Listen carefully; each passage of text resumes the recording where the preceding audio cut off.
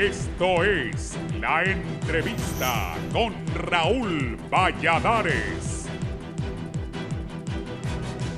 En 47 meses, el gobierno de Porfirio Lobo Sosa intervino 11 entidades del Estado y llevan unas 10 en la presente gestión de Juan Orlando Hernández, una medida de la que discrepan diversos sectores nacionales.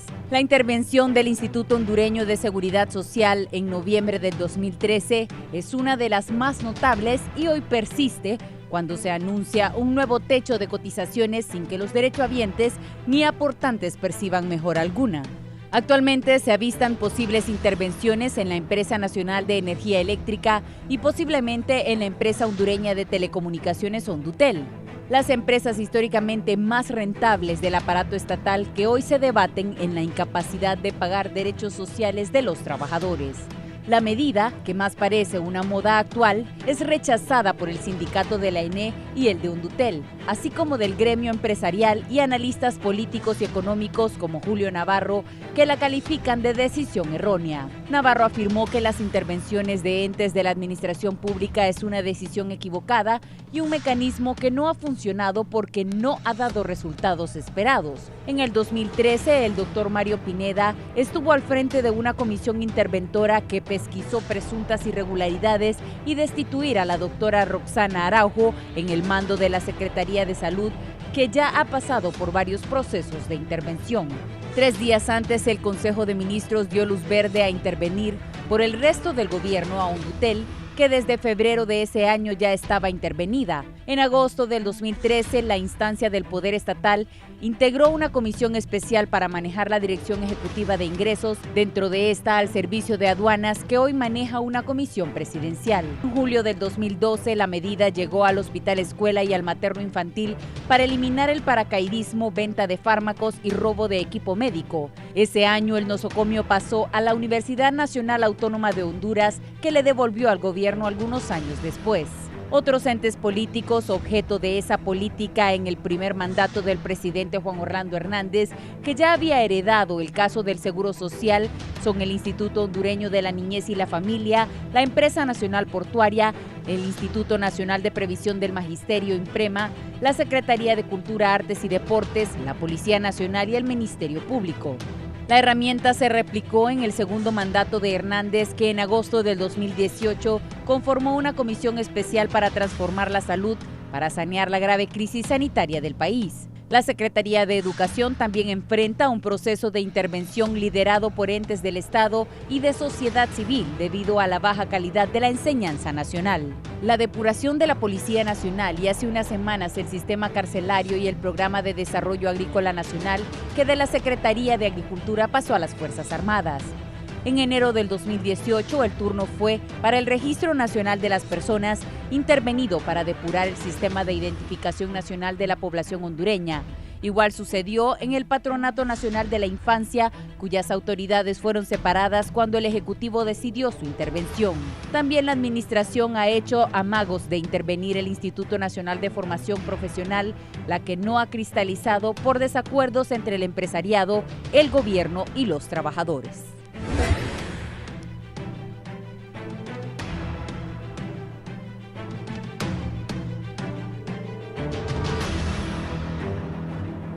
Buenos días, gracias por estar en la entrevista. Hoy estamos cerrando la semana.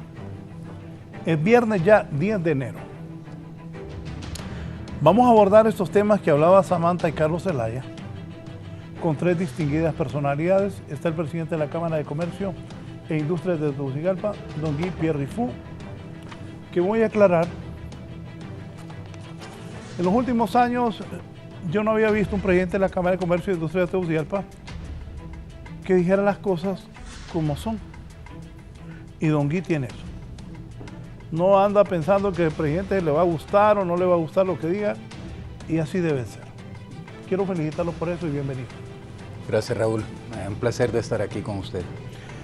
También está don Jorge Aguilar, el gerente de Hondutel. Jorge, ¿cómo estás? ¿Qué tal, Raúl? Buenos días. Buenos días. Y el presidente del Colegio de Economistas, don Luis Guifarro. Don Luis, buenos días. Sí, muy buenos días. Y gracias por la invitación. No, gracias a ustedes tres por atender mi invitación. ¿Es correcto que el gobierno adopte entre sus medidas urgentes la intervención de todas estas instituciones públicas, don Guillermo? Bueno, Raúl, yo creo que en algunos casos se puede justificar, en otras lo veo más difícil. Cuando existe la necesidad de hacer una reestructuración general como la que se va a tener que hacer con la ENE, donde se va a tener que dividir la empresa en varias empresas más pequeñas, especializadas en los diferentes rubros, en donde va a tener que hacerse una reestructuración de probablemente despidos masivos, una serie de problemas muy complicados, puede ser necesaria una intervención. El mismo tema con el Seguro Social, cuando se pudo constatar la corrupción y todo el problema que existía en el interior del Seguro Social, ahí uno puede ver la necesidad de hacer una intervención. Ahora, hay otros casos en donde sencillamente no entiendo por qué se justifica una intervención. Ahorita, en el caso particular de Hondutel, la verdad no sé por qué. Tendría que recibir más información para poder opinar mejor al respecto, pero depende, cada caso es diferente. Jorge, tú tienes una trayectoria grande en Hondutel, llegaste a ser gerente. ¿Qué le decimos a don Gui? ¿Qué pasa en Hondutel? Sí, bueno, pues, buenos días. Quisiera antes aprovechar la oportunidad para unirme a ese homenaje que la familia Rosenthal está dándole a don Jaime este domingo en San Pedro Sula, a toda la familia Rosenthal, y en este caso don Jaime, que es un homenaje póstumo pues por todo lo que hizo por el país y todos los aportes, tanto a nivel económico como político y como todo lo demás, ya no solo él, sino toda su familia. Pues quería aprovechar la oportunidad para unirme a esta honra que se le está haciendo a don Jaime. Con respecto a las intervenciones y a lo que plantea don Gui, realmente yo no las considero necesarias. Considero de que hay suficiente capacidad dentro de los profesionales que existen en las empresas estatales o en las instituciones del Estado para dirigir estos procesos de intervención o estos procesos de modificación que se van a realizar. Lo que yo lo veo es como que es más, esta intervención es con un efecto cosmético hacia la población, hacia el público, hacia la opinión pública, porque trata de romper una continuidad y llegar y dar la imagen de que se va a hacer algo nuevo. Pero ¿qué es lo que pasa? Llegan a las instituciones personas que no tienen conocimiento tanto de la parte técnica, de la parte financiera o de todo el contexto de las empresas estatales, y llegan a aprender otra vez. Entonces eso dilata un proceso de la toma de decisiones que no permite que el tema por el que sea la intervención se desarrolle y salga adelante el plan que tiene el gobierno. Creo que es más un tema estructural, es más un tema de políticas del Estado, de qué es lo que realmente se quiere hacer con las instituciones, y no de personas que lleguen a conocer o a inventar o a tratar de diseñar para dónde van a agarrar estas empresas estatales, cuando el tema no es ese. Jorge, el caso de Hondutel, ya la gente ni... ¿Tienen teléfono ustedes todavía en Hondutel? En mi casa, uno. Y ya ni lo usamos, ¿verdad? Es Jorge, ¿qué hay que hacer con Hondutel? Si a mí me tocara tomar la decisión, yo sería muy drástico en eso. Yo creo que Hondutel debe ser una empresa que se debe liquidar. Separaría el tema de lo que es los datos, que es una empresa muy pequeña, que solo tiene 23,000 clientes, que solo ha crecido 3,000 clientes en los últimos 5 años. Para un servicio que tiene esa oportunidad de negocio es demasiado poco. 3,000 clientes es por alrededor de 500 a 600 clientes anuales, y está cada día o cada mes perdiendo alrededor de 2,500 clientes de telefonía fija, con una tecnología en desuso, con una obsolescencia total en los equipos.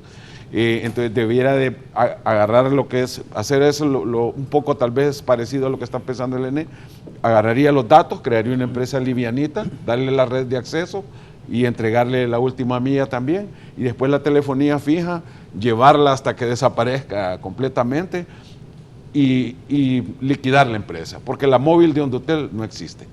Pero para llegar ahí, tiene que saber qué es exactamente lo que tiene Hondutel. Hondutel no sabe quién le debe, no sabe cuánto debe, no sabe, o sea, financieramente también es un caos. Por lo tanto, yo creo que en este caso sí procede, tal vez una intervención externa, pero sí definir exactamente qué es lo que quieren hacer de la empresa, porque estamos hablando de una empresa que no sabe para dónde va, no sabe qué quiere, no sabe a qué se va a dedicar, y en esas condiciones yo creo que la empresa debiera ser liquidada. Don Luis Guifarro, usted es presidente del Colegio de Economistas, ¿cómo ve esto?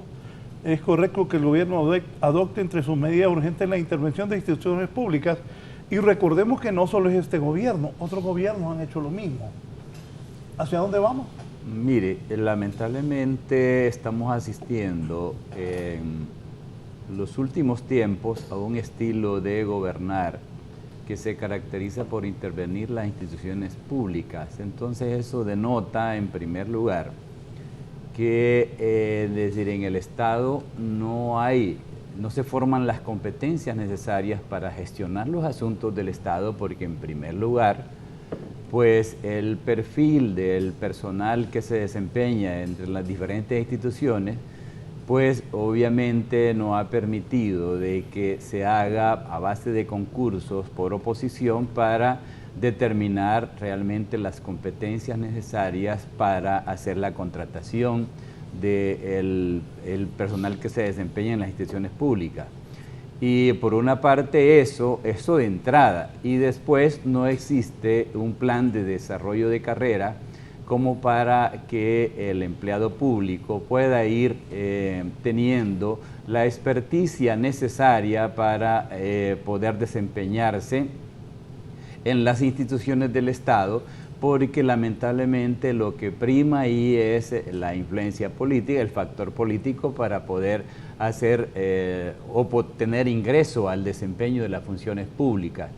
En consecuencia, mire, el costo que tiene, que eso no lo hemos medido, el costo que tiene para la sociedad hondureña de no escoger personas cuyo perfil le determine las competencias para poder desempeñarse en cualquier área de la administración pública, eso está ocasionando un serio problema porque impide que el gobierno despache esos asuntos o produzca los bienes públicos en términos de mayor eficiencia y eficacia. Por lo tanto, esto se traduce en un serio problema en el bienestar de la sociedad, porque si no, miremos cualquier renglón de la actividad pública en términos de proporcionar un bien, como es la salud. Tenemos serios problemas en salud, tenemos en educación. Yo recibí clases bajo de un árbol y todavía se dan situaciones en que tenemos es decir, niños que reciben clases bajo los árboles. Entonces, el problema que tenemos en Honduras es que esa falta de, digamos, de que para el ingreso decir, en la administración pública deba ser requerido es decir, alguna competencia medida por, es decir, los requisitos que se establezcan para poder desempeñar una función en los distintos niveles de la administración pública, pues ha impedido de que como no hay ni el concurso necesario y ya una vez que se ingresa a la carrera pública no se desarrolla la formación de carrera a través de la estabilidad, pues obviamente no logran las personas pues tener las competencias necesarias como para gestionar las distintas actividades que debe desarrollar el Estado.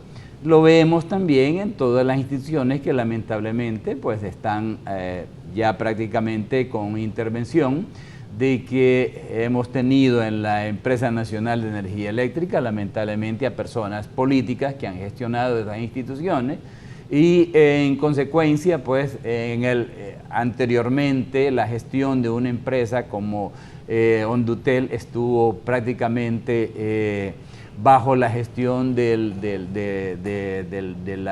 las Fuerzas Armadas, prácticamente, y así fue por mucho tiempo, y vemos que las competencias técnicas, yo no me voy a enfocar sobre los aspectos técnicos de cómo funcionan estas empresas, pero es claro que una persona que tiene un perfil para poder desarrollarse dentro de determinado ámbito, pues obviamente, como es el caso particular que estamos viendo también a los militares, que se les dan funciones para poder desarrollar proyectos en el agro, que obviamente ahí denota un problema porque no tienen las competencias necesarias para poder involucrarse en esas actividades.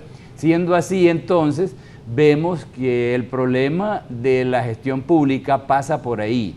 Al no haberse desarrollado todo un sistema de que para el ingreso de la función pública sea necesario acreditar las competencias, no hay desarrollo de carrera y por lo tanto entonces tenemos una eficiencia y eficacia que se traduce en un mal, es decir, servicio y la dotación de los bienes públicos como salud, educación, desarrollo de infraestructura, etcétera, etcétera, que son los bienes que debe proporcionar el Estado, pues son a un alto costo y lamentablemente no producen el bienestar que se espera de ellos.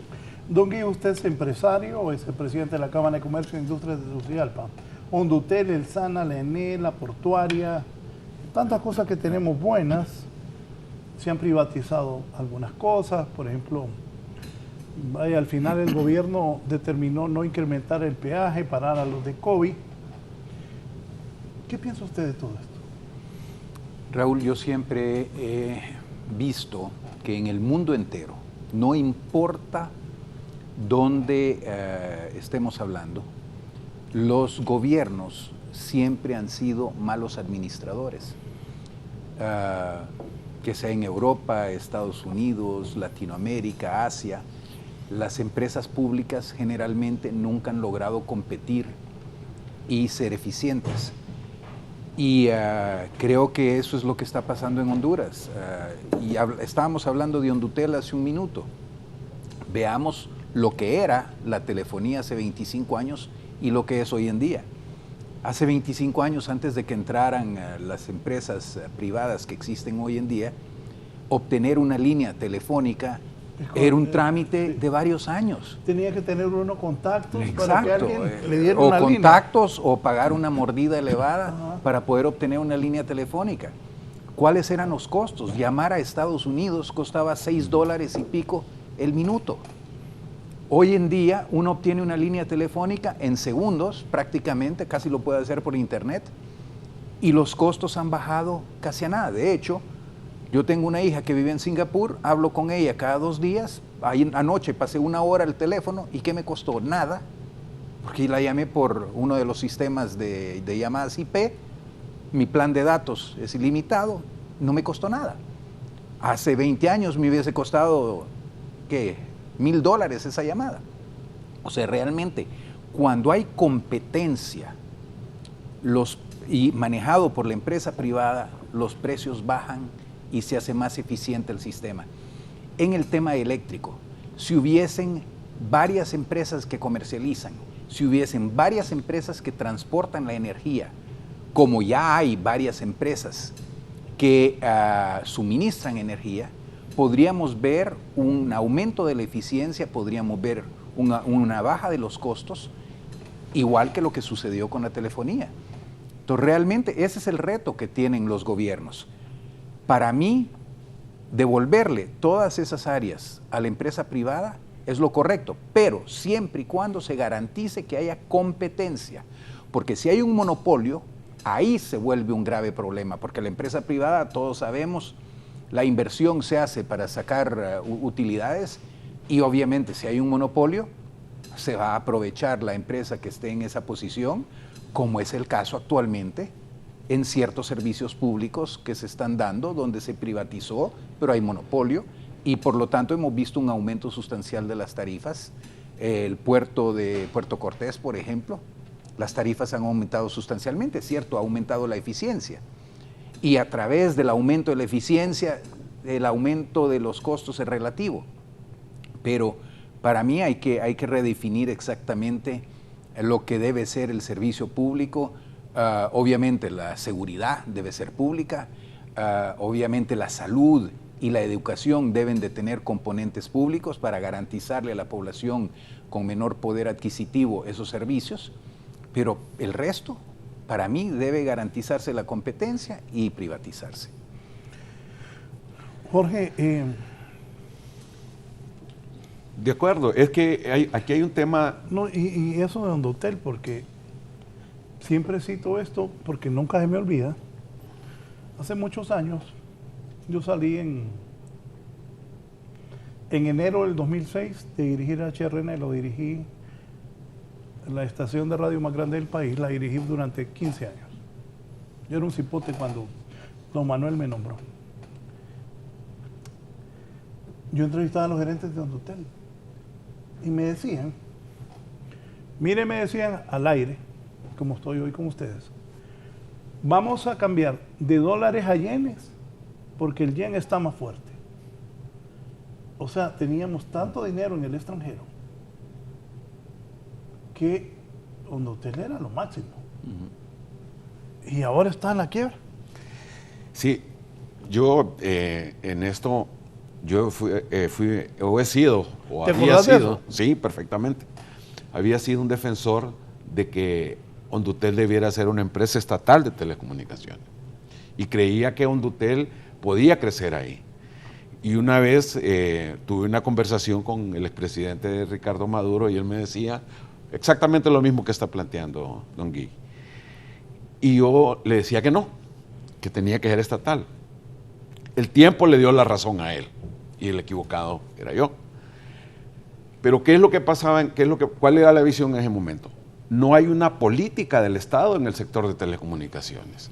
Está bien la competencia y está bien que pasen al sector privado, pero debe del Estado dictar políticas que permitan el crecimiento y el desarrollo del sector de las telecomunicaciones para que llegue hasta el último ciudadano del país y le permita a ese ciudadano incorporarse a los procesos tecnológicos hacia donde va el mundo. Porque ¿qué es lo que pasa? Como él lo plantea el señor presidente de la Cámara de Comercio, ahora la voz es gratis, porque usted puede llamar a través de todos los sistemas de IP y entonces el gran negocio de Hondotel, que era la telefonía internacional, que le permitía precisamente manejar esas grandes cantidades de dinero con unas sumas inalcanzables de las llamadas telefónicas. Ese modelo de negocio desapareció, pero como no había una política del Estado clara que orientara hacia dónde debiera ir las empresas, en este caso la empresa de telecomunicaciones, eso hizo que la empresa llegara a los niveles que están ahorita. Se planteaba aquí en este foro lo exitoso que son las empresas privadas de telecomunicaciones. Pero yo le voy a poner dos éxitos de empresas públicas de telecomunicaciones estatales. El ICE en Costa Rica y la empresa de telefónica de Uruguay. ¿Qué pasó ahí? El ICE primero se fortaleció. Hubo una política del Estado primero para fortalecer al ICE, darle todas las herramientas para poder competir en el mercado y después abrieron a la competencia. Entonces el ICE sigue siendo competencia, sigue siendo una empresa competitiva, sigue siendo una empresa exitosa, al igual que en Uruguay, que le genera alrededor de 3.000 millones de dólares al Estado. Pero hubo una política del Estado clara, donde definió cuáles iban a ser los actores. Ese vacío existe en el país, o existió en el país, y ahora estamos viendo, veo ahí en el video yo, por ejemplo, algo que quisiera tener, pero para un museo, para las antigüedades, con los teléfonos públicos, por ejemplo, que todavía siguen habiendo en algunas calles del país y que es una tecnología completamente obsoleta. Creo que... Ya nadie los usa. Nadie los usa. Creo que lo que planteaba el don Luis, en cuanto a las competencias de las personas para la función pública, esa es una gran debilidad del país. Y aprovecho para felicitar a la Cámara de Comercio por ese proceso que está siguiendo en el proyecto del Registro Nacional de las Personas, donde y se lo digo, nosotros desconfiábamos un poco, decíamos, al final van a politizar ahí, pero lo que nos hemos dado cuenta es que gente sin competencias que proponen los partidos políticos llega a hacer los exámenes para que puedan entrar a ese proyecto y todo el mundo se queda. ¿Por qué? Porque el activismo político, la falta de competencias hace que sean ellos, los activistas o las personas que están en las dirigencias de los partidos, las que asisten a aplicar a esos puestos, en vez de mandar gente que sí realmente tenga las competencias, que es de lo que estamos hablando, y aprueben y podamos tener un registro nacional de las personas sin esa contaminación que hace el activismo político, que desvirtúa y deforma las instituciones y nos lleva a la situación donde estamos interviniendo todas las instituciones del Estado para tratar de salir adelante, pero cometiendo los mismos errores y poniendo las mismas personas, vamos a tener los mismos resultados. Don Luis. Sí, mire,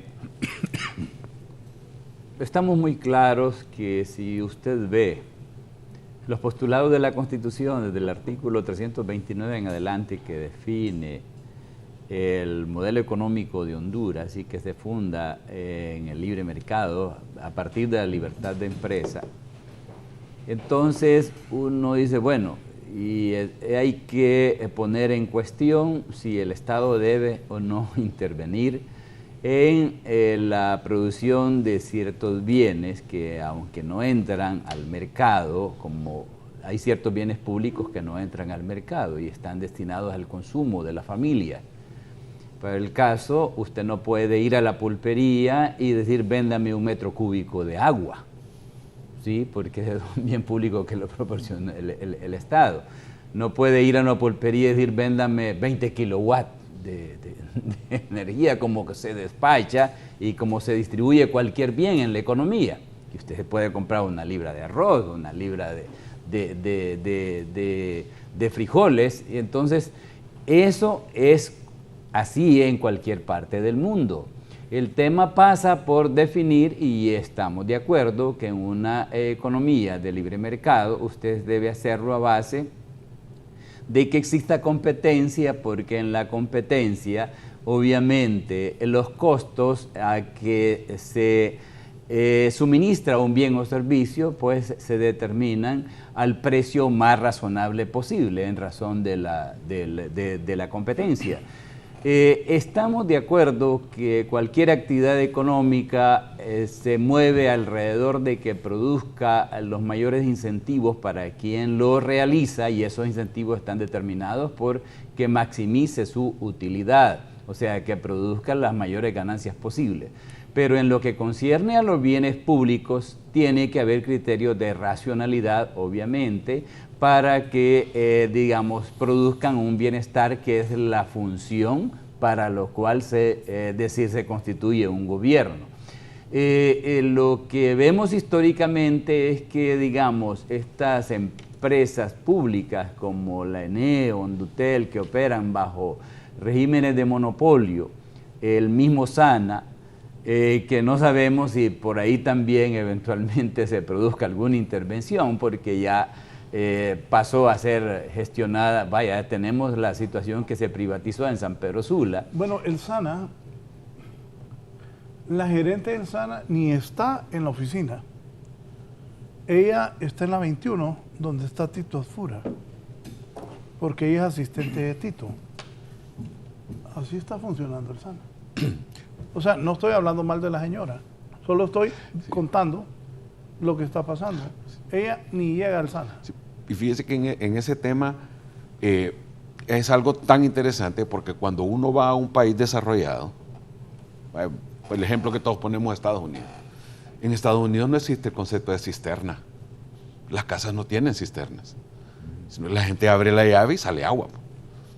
Aquí nosotros cada día estamos haciendo hoyos más grandes y poniendo tanques más grandes para almacenar nuestra propia agua, porque no tenemos la seguridad de que va a llegar. Y todos los años es lo mismo.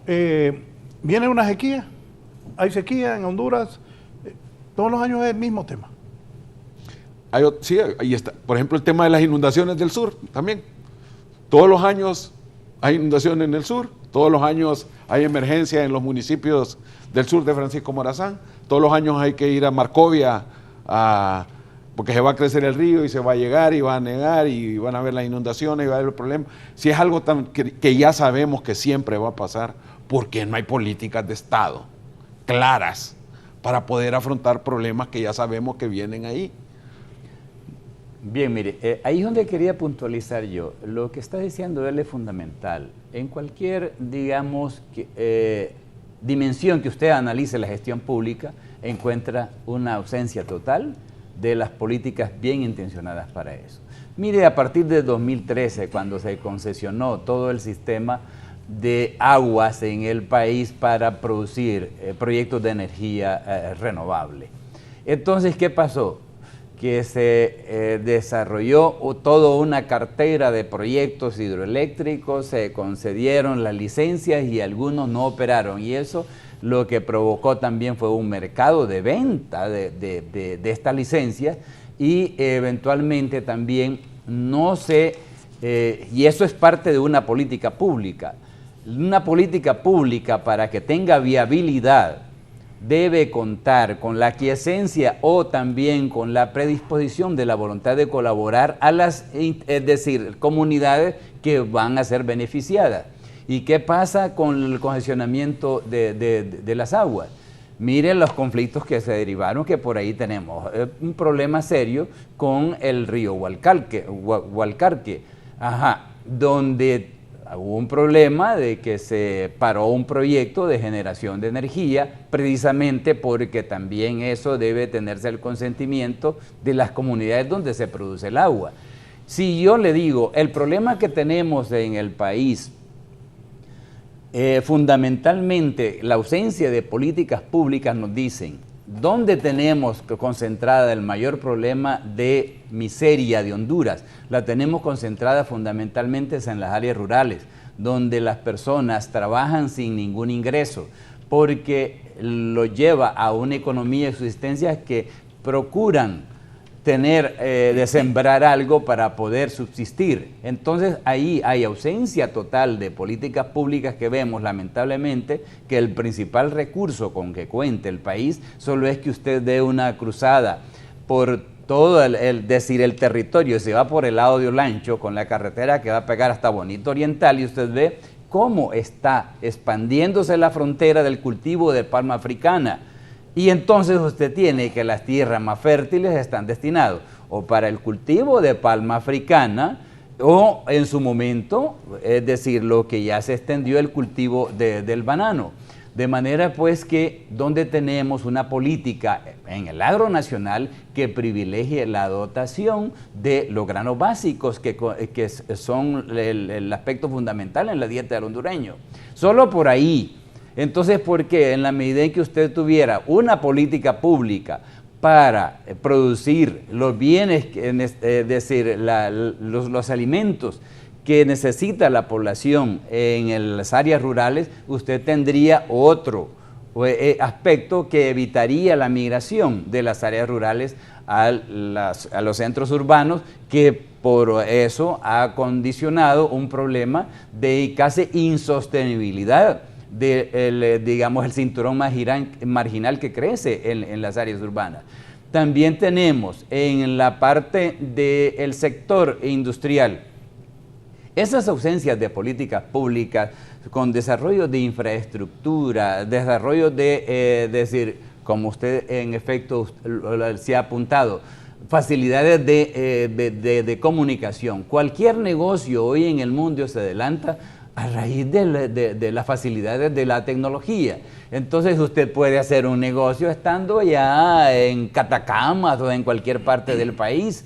Digamos, usted puede adquirir un bien o servicio por la conectividad. Entonces todo eso implica que el Estado debe procurar, es decir, con políticas públicas, fomentar el desarrollo, porque realmente se precisa de esos incentivos que debe proporcionar el Estado. Siendo así, entonces, siempre nos preguntamos, bueno, nosotros tenemos, mire, un serio problema en el país, entre 700 a 1.100.000 personas que no tienen empleo, o si lo tienen, ganan menos del salario mínimo, que es el que se llama el subempleo visible e invisible. Entonces, siendo así, esto gravita es un problema de pobreza. Se ha dicho, el día de ayer ocupó gran parte del posicionamiento mediático el hecho de que el Banco Mundial ha anunciado, ha dicho que Honduras es la segunda economía más dinámica de la región centroamericana. Pero bueno... Repítame eso. ¿Cómo dice? Repite eso. Sí, ayer se anuncia que el Banco Mundial ha dicho que Honduras es la segunda economía más dinámica después de Panamá. Y entonces, ¿qué pasa? Si es la economía más dinámica, medida por un indicador que es del Producto Interno Bruto, que probablemente para este año se estaríamos cerrando con un Producto Interno Bruto entre 2.8 a un 3%, entonces, y comparado con las demás economías del área, pues quizás estén situadas abajo ese parámetro. El problema que tenemos es que también el mismo Banco Mundial dice que Honduras refleja el peor índice de pobreza que tenemos en América Latina, es el más pobre, pues. Y siendo así, entonces... No, pero explícame algo. ¿Cómo dijo que somos la economía? Sí, es la segunda economía más dinámica Sí, de la región centroamericana, después de Panamá. Espérese, y nosotros no estamos después de Haití. Por eso le digo que sí. Es que después le voy a preguntar a don Guillermo. No, es que es lo que estamos diciendo. Mire la sonrisa que se tiró. No, Óigame. es que si somos la economía más dinámica, esto debería traducirse en mejor bienestar para la sociedad hondureña. Y vemos que entonces, ante esos anuncios, si lo medimos por el otro lado, porque la economía es interesante, usted puede medir, es decir, el desarrollo económico por el indicador del Producto Interno Bruto, pero también hay indicadores sociales que determinan que si usted tiene determinado indicador en cuanto a la producción nacional, debe también medir si tiene, es decir, ha mejorado en salud, en educación, en saneamiento básico, que es el desarrollo, digamos, de lo que es el alcantarillado sanitario, dotación de luz eléctrica, etcétera, etcétera. Todos esos son parámetros por el lado del ingreso, si ha mejorado. Entonces, y el ingreso se lo determina, pues, el acceso a un trabajo. ¿Y quién produce los empleos? Pues los producen las empresas. Entonces, el principal problema que tenemos en Honduras, que cerramos el 2019 con una caída de la inversión privada. Y esa inversión solo se dio básicamente en el sector de maquila, entre 300 a 400 millones de dólares que se produjeron en el 2019. En consecuencia, el problema que tenemos en Honduras para reflejar estos indicadores de pobreza, que es el país más pobre porque sin incluir a América Latina, ya es la región del Caribe, sin incluir a Haití, entonces nosotros tenemos que Honduras es el país más pobre de América Latina. Y siendo la economía más dinámica, pues ahí hay una... Es que no me calce eso. Pues claro. Somos el país más pobre de Latinoamérica, somos la economía más dinámica. No, más dinámica Raúl, es de la región centroamericana, después de Panamá. Es que son dos cosas totalmente diferentes, Raúl. El dinamismo de la economía es qué tanto está creciendo en relación al año anterior. Y se estima que Honduras, como lo dijo don Luis Guifarro, va a crecer creció en el 2019 entre 2.8 y 3%. Que para mi criterio es insuficiente, correcto, altamente insuficiente, correcto, para poder permitir que Honduras saque a los pobres que tiene de la pobreza. Pero el hecho que esté creciendo 3% y que sea el segundo país con más crecimiento de la región, no cambia que somos uno de los países de Latinoamérica con mayor pobreza. O sea, son dos cosas diferentes. La buena noticia es que sí estamos creciendo arriba de nuestros vecinos. Solo una cosa, me dice el productor, con lo que dicen los invitados, explica por qué el país es tan inigual. Mire, el problema principal que veo yo es un tema de cómo se está creciendo. Otra cosa, me escribió un empresario, en la tranza tenemos el primer lugar. Bueno, ese es otro tema y creo que merece un programa aparte. Pero tema de corrupción. aquí cuando estamos hablando de que Honduras creció un 3%, para dar esa cifra como base, ¿qué es lo que hizo que Honduras creciera ese 3%? La telefonía privada, el sistema bancario Tarjetas de crédito. y lo que es la inversión en energía, que son 3 áreas de mucha inversión de capital, pero de muy poca creación de empleo. Entonces, el problema real de Honduras es que estamos creciendo en áreas que no generan empleo. Aparte de la maquila, que es una isla un poquito separada que sí está creciendo, pero realmente las otras actividades que generan mucho empleo no están creciendo. Y a mí lo que me preocupa es que tenemos de una población económicamente activa de 4.2 millones de personas, 240,000 que están en desempleo total, o sea, que no tienen ningún tipo de ingreso. Además de eso, hay cerca de 2.8 millones de personas con problemas de empleo. ¿Qué quiere decir eso? Que no están o trabajando el número de horas que quisieran trabajar o ganando el salario mínimo. Cuando sabemos que el salario real de Honduras, el salario promedio real anda en 6,000 y pico de lempiras, muy por debajo del salario mínimo. ¿Y a qué se debe eso? Que tenemos más del 70%, las cifras que vi últimamente dicen 73% de la fuerza laboral es informal. Entonces ahí está el problema de la desigualdad en Honduras. Tenemos demasiada gente trabajando en el sector informal que no tiene todos los beneficios de las empresas que sí trabajan formales, que no tienen seguro social, que no tienen una serie de otros beneficios, que no tienen el salario mínimo. Y por lo tanto hay que buscar la manera de llevar el crecimiento a las áreas altamente generadoras de empleo y que se formalice todo ese sector. Perdone que lo interrumpa, pero al ver la rotulación, muy bien, el rotulador nuestro, Guy de Pierrefou, el problema de Honduras es que estamos creciendo en áreas que no generan empleo. Así es. Como dije, el sistema bancario genera muy poco empleo y está creciendo cifras de casi 15% anual. El sistema de telefonía está creciendo bastante, pero no genera mucho empleo. Y la producción energética tampoco genera mucho empleo. Lo que genera el empleo es el agro, es la construcción, es el comercio. Son áreas que están deprimidas por las circunstancias económicas del mundo y de Honduras en particular. ¿No sería más bien que estos índices de crecimiento de la economía quitaran esos 3, quitar tarjetas de crédito, que es lo que genera, telefonía celular y energía, y ese debiera ser realmente el indicador del crecimiento real de la economía del país? Porque la telefonía celular, lo que es los bancos, como dice Don Guy, y el tema de la inversión en energía, que no generan empleo, entonces no crean más bien una distorsión que hace ver a una economía dinámica cuando realmente lo que tenemos es un país sin empleo y sin oportunidades. Mire, de hecho, existen los indicadores que miden las actividades de cada uno de los sectores de la economía. Y hace algunos meses tuve la oportunidad de estar en una reunión donde el ministro Eval Díaz reconoció que por primera vez en muchos años, en el primer semestre del 2019, el comercio había decrecido.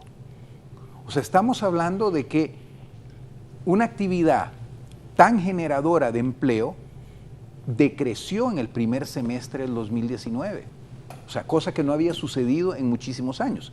Claro, hay muchas explicaciones a esto y muchas razones tienen que ver con la situación del mundo. La economía en el 2019 a nivel mundial frenó bastante su crecimiento y eso implica automáticamente un problema. Por ejemplo, la crisis del café.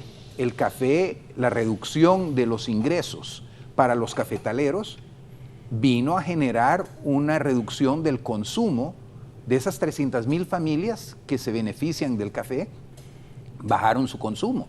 Resultado, la actividad comercial bajó. Pero esto está teniendo implicaciones que van más allá del bienestar de las mismas empresas que están bajando su actividad económica. Eso está afectando al Estado, porque al bajar la actividad económica de las empresas, una de las tendencias que tiene cualquier comerciante o cualquier empresario es bajar sus precios para ver si puede reconquistar parte de mercado que está perdiendo por la falta de consumo. Eso quiere decir bajar sus márgenes, automáticamente bajar su utilidad, automáticamente pagar menos impuestos. Entonces, hasta el Estado se ve afectado por esta baja de la actividad económica. Sobre eso que dice, pagamos bastantes impuestos. De hecho, Honduras paga bastante más de lo que pagan los países altamente desarrollallados. La Federación de Cámaras de Comercio de Centroamérica hizo un estudio hace un año y medio. ¿Y ustedes no hablan con la gente del gobierno? Sí lo hablamos, pero ahí hay un tema que es bastante complicado. Pero para darles cifras, la OCDE, las empresas de la OCDE pagan en promedio 40% de impuestos. En Honduras, y estas son cifras del Banco Mundial, no es algo que nos inventamos en la Cámara, en Honduras es 44.8%.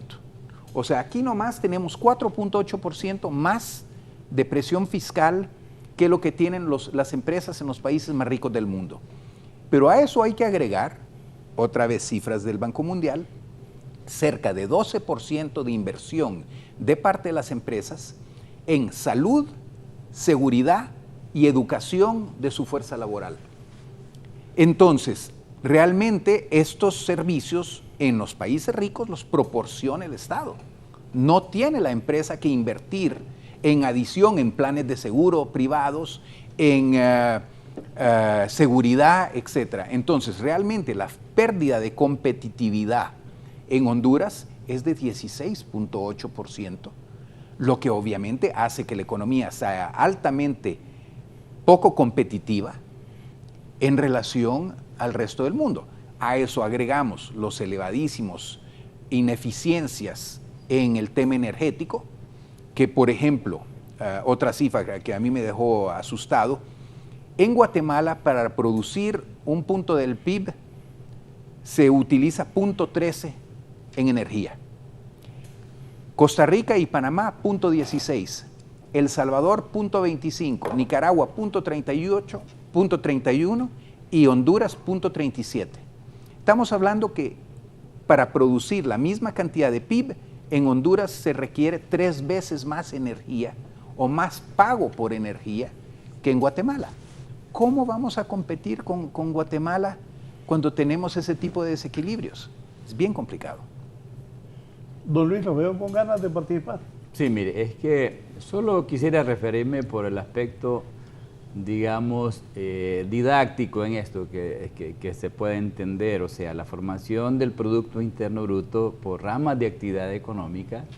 Obviamente tenemos lo que aporta el sector primario, el sector, digamos, secundario, que es la parte de transformación o fabril, y también el sector terciario, que son el comercio y los servicios en general.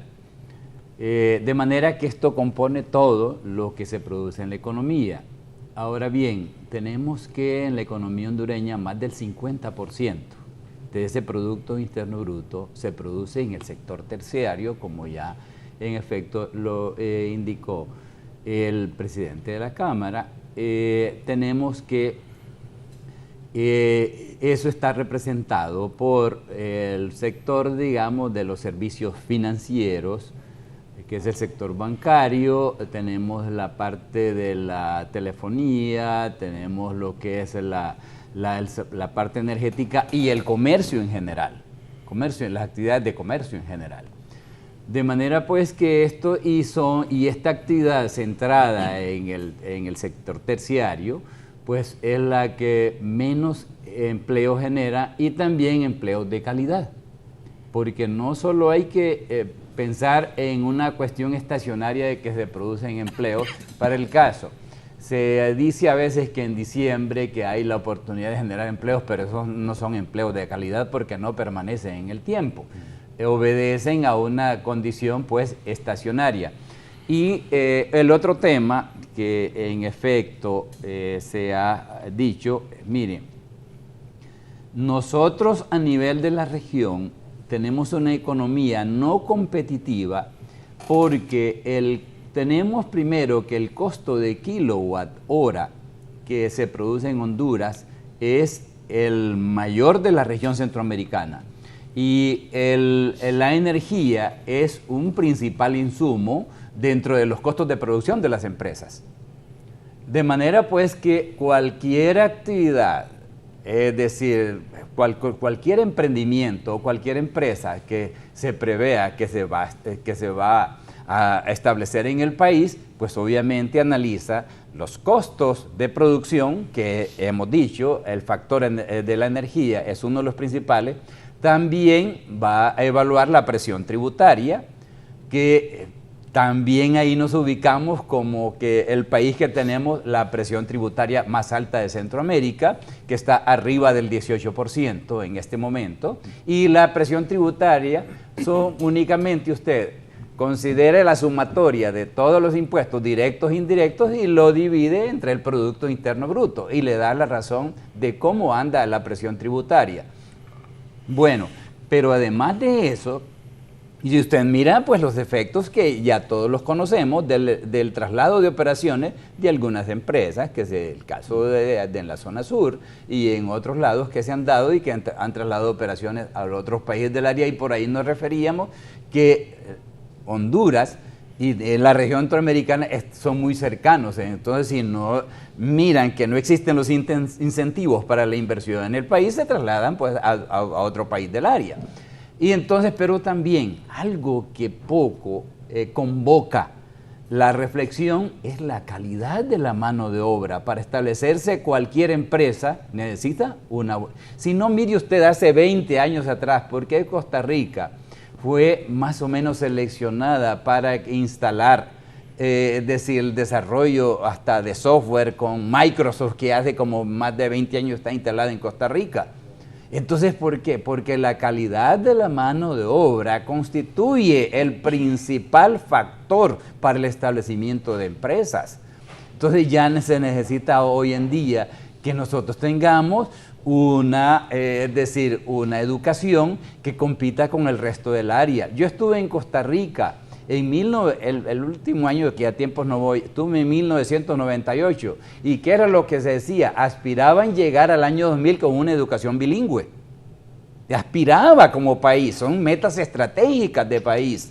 Y entonces aquí, obviamente ya sabemos que nuestro sistema educativo estuvo en manos de los colegios magisteriales por mucho tiempo. No hubo, volvemos al tema que decía, políticas públicas bien definidas que se va a hacer en educación, en salud, etcétera, etcétera. Entonces, por ahí tenemos de que si sumamos el hecho de costos de energía alto, presión tributaria alta, baja calidad de mano de obra, problemas es decir, de trámites engorrosos para constituir una empresa, problemas de estabilidad política con la situación de protestas públicas y de las situaciones que se originaron en el país, producto de que nos embarcamos en una aventura de la reelección. Todo eso, entonces, el tema de la seguridad jurídica, si usted va a establecer una empresa o hace un emprendimiento relevante, y entonces usted mira que de pronto se lo invaden y entonces el Estado dice, bueno, ahora vamos a pagar con bonos a tasas bajas. ¿Qué seguridad hay para la inversión? Cualquier persona que venga a invertir, si somete a un litigio, un problema, es decir, que se suscite y lo lleva a los tribunales, tiene la seguridad de que en efecto se va a fallar conforme a derecho y no por influencia política. Entonces, esto es tema de seguridad. Todos estos son factores que hay una larga lista de ítems que de alguna manera no convierten a Honduras en un país como destino para la inversión extranjera, y los que ya están, pues obviamente prácticamente podemos decir que son, es decir, se revisten de heroísmo para poder producir en las condiciones que lamentablemente se ofrecen por parte de las condiciones que se generan en el país y básicamente, como ya se decía, es por la ausencia de políticas públicas que no están bien definidas y que necesita que avancemos en combatir estos lastres terribles como de la corrupción, porque miren, la corrupción, según algunos indicadores, representa ya alrededor de un 10% del Producto Interno Bruto. Y póngale usted que si el Producto Interno Bruto de Honduras promedia alrededor de 600.000 millones de lempiras al año, póngale el 10% y va a encontrar que hay una cifra escandalosa hasta de 60.000 millones que estaría representando la corrupción en el país. Que es lamentable que esa situación se esté dando. Jorge. Sí, es que regresamos al todo, al meollo al final, es que es el tema de las políticas del Estado para generar desarrollo, para generar empleo, para generar estabilidad en las empresas, tanto públicas como las empresas privadas. El país está como sin rumbo, por más que se hagan esfuerzos. O sea, antes se comentaba de que cada 4 años lo que estaba bueno lo dejaban de hacer y empezaban a hacer otra cosa. Y ahorita ha habido una continuidad, a pesar de lo que ha pasado, de la crisis generada por el tema de la reelección, y siempre quedamos en lo mismo. O sea, ¿cuántas veces se ha intervenido la ENE? Y ya una vez ya llegaron los militares, ya llegó el Estado, ya llegó... Hoy esto me escribe Don Lito, debería dedicarse a interventor, me dice. Es buen negocio. Lo que pasa es que esas posiciones ya están asignadas a las mismas personas. Solo le falta intervenir la selección y que también, miren, es un chiste común en la opinión pública aquí en el país, que solo falta que los que han intervenido el seguro, el ENETO, intervengan en la selección para que también entrenen en la elección. O sea, son las mismas personas. Que le den a Coito a quién poner. Prácticamente. Entonces, esa falta de definición de políticas del Estado, esa falta de claridad, porque aquí se ha hecho, ahora están de nuevo tomando el tema del FONAC, y el FONAC ha tenido varios nombres, pero realmente a quienes no integran son a las verdaderas fuerzas políticas o las verdaderas personas que están en la toma de decisiones y que juntas definan cuál va a ser el rumbo del país, hacia dónde vamos a ir. Como por ejemplo, no tenemos nosotros planes nacionales de desarrollo en cada uno de los sectores. Yo voy a hablar del sector que más conozco, que es el sector de telecomunicaciones. No hay un plan nacional de desarrollo del sector de telecomunicaciones. Tenemos fibra óptica, por ejemplo, entre San Pedro Sula y Tegucigalpa, que tiene, voy a decir los nombres con tu permiso, tiene Cable Color, tiene Tigo, tiene Claro, tiene Hondutel. Solo ahí tenemos 4 empresas que han tirado fibra óptica, cuando con 1 o 2 que tiraran sería más que suficiente y hubiera un compartir capacidades. Pero mira, Hondutel no tuvo visión. Si Hondutel manejaba todo eso. No existe. Bueno, a Tigo le regalaron Óigame, a Tigo le cobraron 5 o 7 millones de dólares. Yo me acuerdo con el gobierno de Mel, que yo era el secretario de la presidencia, se vendió en 85 millones a Claro. A Digicel. Perdón, a Digicel, que después hizo Claro. Pero todo eso lo tuvo Hondutel, lo tuvo el país. Lo teníamos nosotros. ¿Y ahora? Es que el espectro es del país. Son recursos del país. Son recursos del país. El país los debió haber desarrollado. Lo que hizo Costa Rica, pues, lo que hizo Uruguay. Protegieron su espectro. Protegieron sus frecuencias. Nosotros no. Nosotros la entregamos. No, otra vez. Los sectores no están organizados, los sectores no hay una política estatal que define exactamente para dónde se debe ir. Y así debe de estar en todos los demás, así debe de estar el sector eléctrico, el sector agrícola, el sector industrial, todos los sectores, porque no hay un orden, no hay una visión de país, no hay una visión de futuro, no hay un para dónde vamos. ¿Qué es realmente, en qué se va a convertir la ENE? ¿La van a partir en 3, la van a dar No, la partieron en tres hace 2 o 3 meses y ahora la intervienen, no entiendo. Hay que ver qué es lo que va a hacer esta comisión Pero interventora. ¿se acuerda que la partieron en 3? Pues sí, o Y sea, ahora no, le meten una legalmente a interventora. partir del 1 de enero, en teoría, iban a ser 3 empresas separadas. Pero realmente, ¿se ha realizado eso?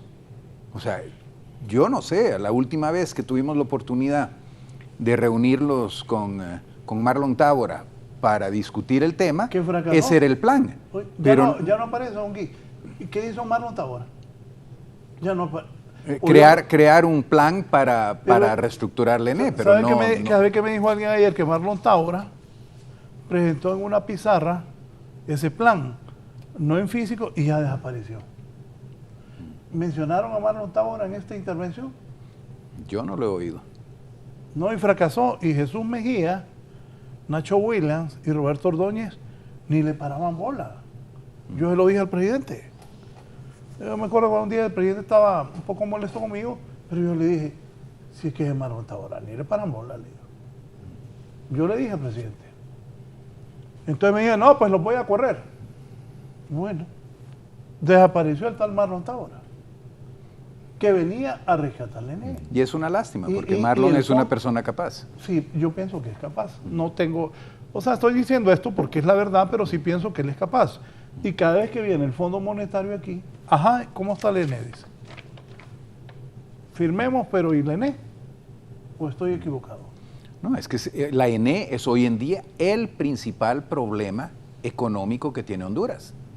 Representa cerca de un 40% del déficit que tiene Honduras. Entonces, no es posible que sigamos con esa cruz y que no se haga algo para resolver el problema de manera urgente.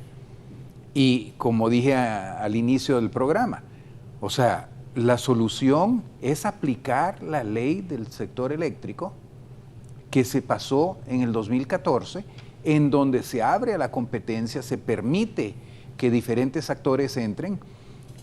Guatemala, lo hablamos hace un rato, tiene un costo de energía que es a nivel del PIB una tercera parte del de Honduras. ¿Por qué? Porque justamente hay competencia en transmisión, hay competencia en distribución, hay competencia en generación y el sistema funciona. En Honduras, para darle otra cifra del estudio de FECAMCO, la ENE compra a los generadores casi la misma cantidad que se distribuye en Guatemala. Cuando estamos hablando que Honduras tiene un PIB que es una tercera parte del de Guatemala y tiene una población que es casi la mitad de lo que tiene Guatemala. Entonces, ¿cómo es posible que estemos pagando casi la misma suma de dinero por la energía? Sencillamente porque estamos pagando energía que no entra al sistema. Con todos los PPAs que se dieron hace años, hay empresas a las cuales se les tiene que comprar la energía, pero esa energía no está entrando al sistema. Por problemas de transmisión, por problemas de ubicación de las plantas generadoras, por un montón de razones, pero esa es la realidad. Entonces tenemos que reestructurar la ENE, ahí no hay opción. Si no lo puede hacer Marlon Tábora, pues alguien lo va a tener que hacer. No sé quién está integrando la Junta Interventora. Pero tengo entendido que doña Miriam Guzmán va ahí para el tema de la cobranza. Bueno, eso lo dije yo ayer. Pero pienso que doña Miriam está bien para la cobranza. Pero ahí tienen que poner a alguien que sepa del ENE. Vaya, por ejemplo, si a mí me dicen, oíme Raúl, anda a intervenir el ENE, y yo qué sé de eso. No sé, pues. Ahora si me dicen, oíme Raúl, anda a ver quién es buen periodista, quién es mal periodista, o algo de política, ni poquito sé. Y yo del ENE, ¿qué sé? Ajá, y al Marlon Tábora ya desapareció, pues. Le hago esta pregunta porque usted es empresario, usted es una persona seria, yo le guardo mucho respeto y me gusta que usted es un hombre que da la opinión correcta sin andar pensando si le va a gustar a Juan Orlando. Me acuerdo un día aquí en el carro y usted estaba dando una declaración en la radio. Pensé que usted no está pensando si a Juan Orlando le va a gustar lo que usted diga o no le va a gustar. Ya dije, no teníamos un presidente de la Cámara de Comercio e Industria de Tegucigalpa como Don Gui, y aquí uno le reconoce los méritos a las personas. Yo veo que este señor opina de acuerdo a lo que el país ocupa, no opina como queriendo quedar bien con Juan Orlando. Y eso es bueno hasta para el presidente, para que el presidente escuche personas así como ustedes que hoy están aquí, diciendo lo que ocupan. ¿Dónde está Marlon Tábora, que venía a rescatar Nené? La partieron en tres, pusieron a Marlon primero, después la parten en tres y ahora meten una comisión interventora. No entiendo. Mire, si la comisión está ahí para ejecutar el plan que diseñó Marlon Tábora, pues podría ser válida la opción, pero realmente no tenemos la información para poder opinar qué es la meta y el plan de acción que trae esta comisión interventora. Entonces, yo me reservo la opinión hasta conocer más a detalle exactamente quién va a estar en la comisión interventora y cuál es el plan de trabajo. Pero es que yo creo que también, o sea, en este tema volvemos de nuevo a las capacidades de las personas, o sea, el ámbito de las capacidades. Ya. Marlon Tábora, pues era un gran profesional, pero ¿qué sabe de energía? Correcto. ¿Cuál es su conocimiento real del tema?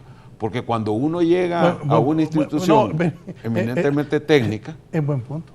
Cuando uno llega a una institución eminentemente técnica, a hablar temas técnicos, por ejemplo, ustedes son unos muy buenos profesionales, con un gran expertise y un gran deseo de hacer bien las cosas. Pero usted llega y yo le empiezo a hablar de landas, de unos, de enlaces de fibra, no tienen el expertise. Entonces viene hay que tener y venir a explicárselos para poder tener una mejor toma de decisiones. Mire, entonces, ahí yo puedo estar de acuerdo con usted, pero hasta cierto punto. El gerente general o el presidente de una institución no forzosamente necesita ser un especialista en el tema, porque puede rodearse de los especialistas que se necesita. Para darle un ejemplo, el presidente de la República no puede saberlo todo, imposible, pero tiene que rodearse de las personas capaces en cada una de las áreas. Lo mismo sucede en una empresa privada. Yo tengo mi gerente de ventas, tengo mi gerente administrativo, mi gerente de recursos humanos, mi gerente de cada una de las áreas. Esos son los especialistas. Yo lo que tengo que hacer es juntar ese equipo, administrar ese recurso humano de manera que todos trabajemos en la misma dirección y busquemos que la cosa camine. Entonces, creo que Marlon Tábora tiene la capacidad, tiene, para empezar, el oído del presidente, tiene, por lo tanto, la voluntad política detrás de él para poder hacer el trabajo.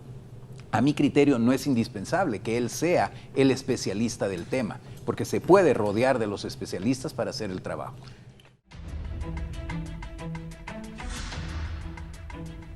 Bien, vamos a la parte final. Don Luis, ¿qué vamos a esperar en este 2020? ¿Cuál es el futuro de este país? Usted es el presidente del Colegio de Economistas de Honduras. ¿Cuál es el futuro de Honduras? ¿Se va a seguir devaluando la moneda? Estamos en 25. Diga lo que diga Wilfredo en el Banco Central. La verdad, la moneda estamos 25-1. Es la verdad. Y en el aeropuerto está más caro todavía. Mire, puntualmente con el tema de la devaluación, si uno, con excepción de cómo se comportó la devaluación para el 2019, que más o menos anduvo en un rango de devaluación de 1.2 o 1.3 por ahí, que en términos absolutos representa pues una pérdida del Empira respecto al dólar alrededor de unos entre 28 a unos 32 centavos. Mire, si uno lo compara históricamente, en la última década teníamos que la devaluación del Empira denotó un comportamiento alrededor de un 4% de devaluación anual. En consecuencia, el 2019, pues tuvimos, si lo comparamos con el comportamiento de la última década, pues hubo una disminución significativa de la devaluación. Hay que decir que en términos de las perspectivas para el 2020, probablemente se mantenga este mismo ritmo de devaluación, considerando a priori de que ciertos factores exógenos no pues graviten, porque nosotros en economía utilizamos un concepto técnico que decimos ceteris paribus, si las demás condiciones no cambian, pero vemos que lamentablemente para este inicio del 2020 no son buenos augurios con los que se ciernen para la economía hondureña, si tomamos en cuenta que esta escalada del conflicto entre Estados Unidos e Irán ya está provocando alzas en el precio del crudo. Digamos, en la cotización del Brent ya se disparó ahorita acaba de bajar, pero ya se había disparado en 4.5%. Sí, pero ya bajó a raíz de las declaraciones del presidente Trump de que no iba a reaccionar al ataque de misiles de Irán. Correcto, y también con los ahí. anuncios de la ENE de incrementar en 2.9% en promedio pues el costo de la energía. Si las expectativas entonces para el 2020 en términos de crecimiento se situaban en niveles similares para el 2019, entonces estaríamos hablando de un crecimiento que se estaría para el 2020 manteniendo alrededor de un 3%. La inflación, más o menos la meta de inflación que maneja de acuerdo al programa monetario del Banco Central, es en 4%, la inflación interanual, más o menos 1, que está en un rango de 3 a 5%, y 5% como límite máximo de la inflación. En términos, digamos, del déficit del sector público, la Administración Central, que anda alrededor de 1.8 a un 2%, y ya considerando todo el sector público con las descentralizadas, pues anda alrededor de un 7, 6, entre un 6 a un 7%. El coeficiente de la deuda pública respecto al PIB, que anda alrededor de un 46%, sí, ahí hay todavía que afinar cifras, porque hay el concepto de deuda flotante que no entra en la cuantificación. Y fundamentalmente, lo que sí vemos con preocupación es que la estrategia del gobierno en financiar su presupuesto con mayor endeudamiento público sí puede tener algunas implicaciones, que ya la está teniendo, porque los recursos con que estamos ahora destinando para honrar el servicio de la deuda, entonces ya está representando alrededor de casi 43.000 millones de lempiras, que es mayor a los presupuestos de salud y educación juntos.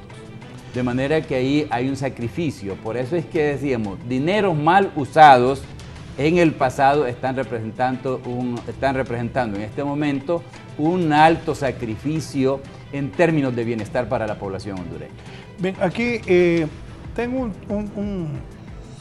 hoy mismo está preguntando, y esto Jorge Fara me lo envió, ¿cuál sería el resultado de entregarle la administración del ENE a la Cámara de Comercio e Industrias de Cortés? ¿Y por qué no le entregamos a la Cámara de Comercio e Industrias de Tegucigalpa? Porque Don Gui también,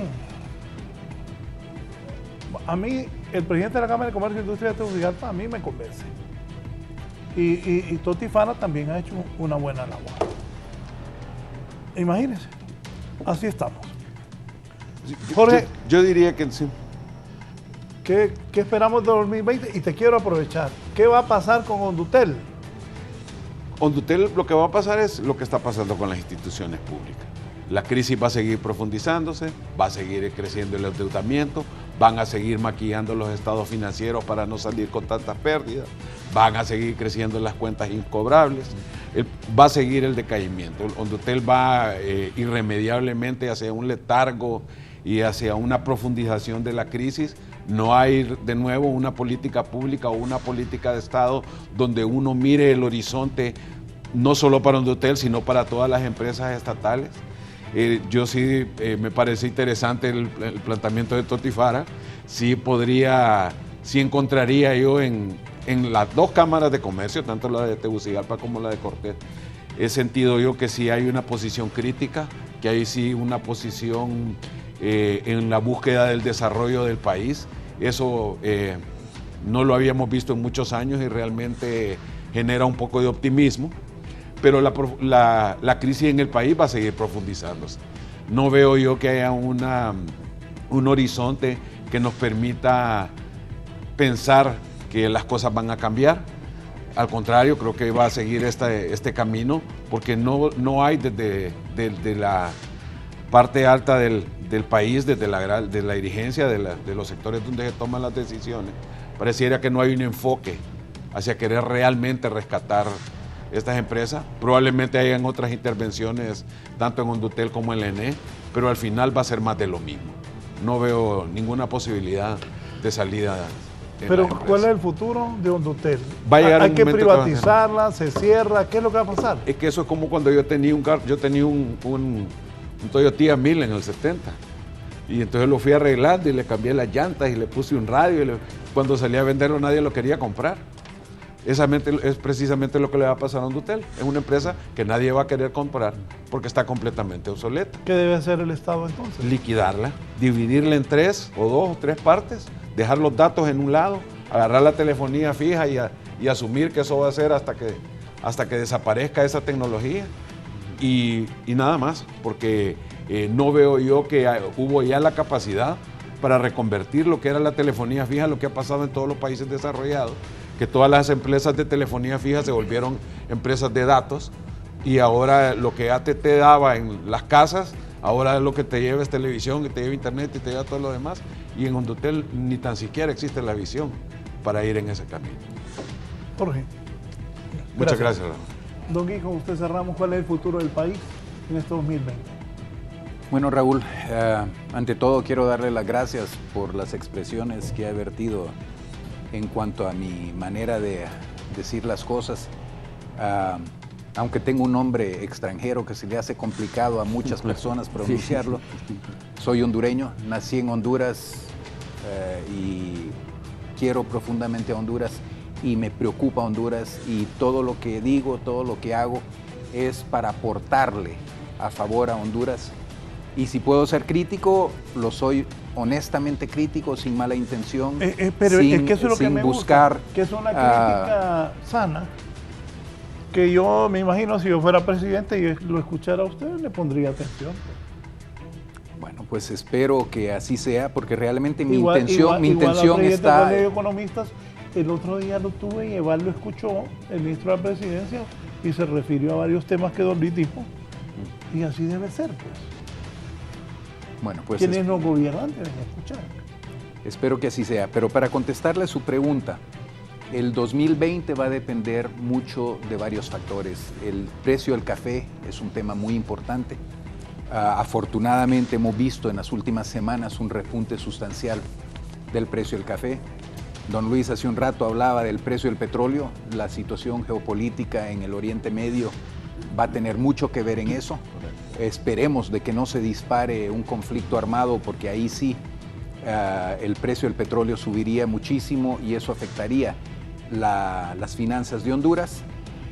Ahora, el resto va a depender mucho de las políticas del gobierno en el sentido de facilitar la actividad económica. Uno de los graves problemas que tiene la empresa privada hoy en día son todos los obstáculos que nos ponen las diferentes instituciones, que sea las alcaldías, que sea el gobierno central. Pagar impuestos en Honduras es complicado, no solamente es caro, como lo decía don Luis, es complicado. O sea, tenemos que invertir más de 240 horas para pagar impuestos, cuando en Estados Unidos, que tiene una complejidad fiscal elevada, solamente se invierten 24 o 27 horas. O sea, estamos hablando de 10% de lo que se gasta en Honduras. Así que realmente esperamos de que las cosas cambien y vamos a estar ahí siempre al frente luchando para ayudar a Honduras a salir adelante. Gracias. Feliz Gracias, año Raúl. a los Igualmente. tres. Feliz año. Feliz año, Raúl. Un gusto. ¿Seguí Muchas jugando gracias. fútbol? Siempre, siempre. Bien, gracias. Que tenga un buen viernes. Ya te esperamos en la cancha. Gracias por estar con nosotros en Canal 11. Los invito a que sigan con nuestra programación. Buenos días.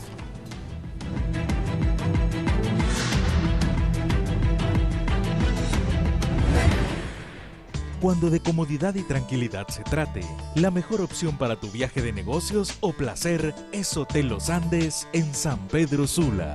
Contamos con habitaciones sencillas, habitaciones dobles, espaciosa suite de lujo, gimnasio climatizado, internet inalámbrico de alta velocidad, amplios salones para reuniones especiales, bodas, fiestas, expos y más. Parqueo y seguridad 24 horas. Para mayor información, contáctenos. Hotel Los Andes, Avenida Circunvalación, San Pedro Sula. Síguenos en Facebook como Hotel Los Andes.